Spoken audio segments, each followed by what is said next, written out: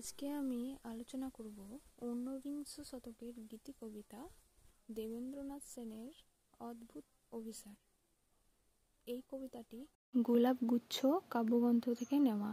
1912 খ্রিস্টাব্দে এই কাব্যগ্রন্থটি প্রকাশ হয়েছিল এবং এই কবিতাটি 14 লাইনের সনেট জাতীয় কবিতা। তো চলো শুরু করি।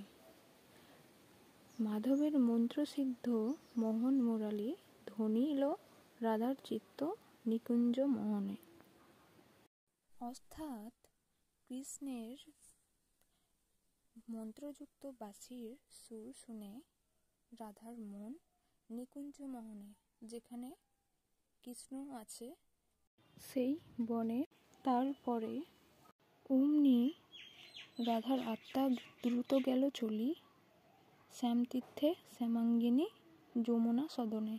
অর্থাৎ কৃষ্ণের বাঁশির সুর শুনে রাধার আত্মা খুব দ্রুত গেল শ্যামতীর্থে, অর্থাৎ কৃষ্ণকে দেখার জন্য শ্যামাঙ্গিনী যমুনা সদনে, অর্থাৎ যমুনার পাড়ে শ্যামাঙ্গিনী অর্থাৎ রাধা দ্রুত চলে গেল রাধা তবে ওই মন্থর গমনে।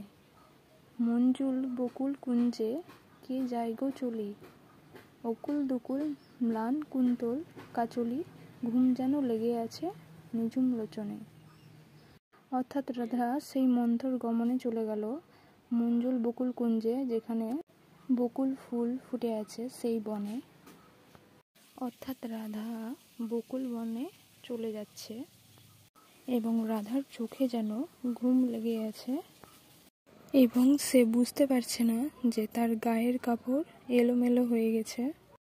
নাহি গান নাহি সারা টানে তরু দল, লুণ্ঠিত অঞ্চল ধরে মুখ পদ্ম পরি উড়িয়া বসেছে অলি গুঞ্জর গুঞ্জরি, বেহুলা মেখুলা চুম্বে চরণে তলে।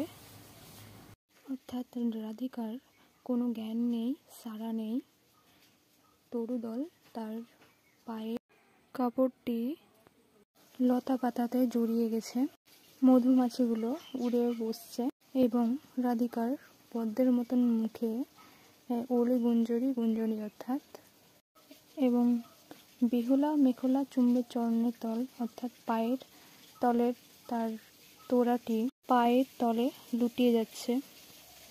আগে আত্মা পরে দেহ যাইছে তুহার, রাধিকারে বলিহারি তোর অভিসার।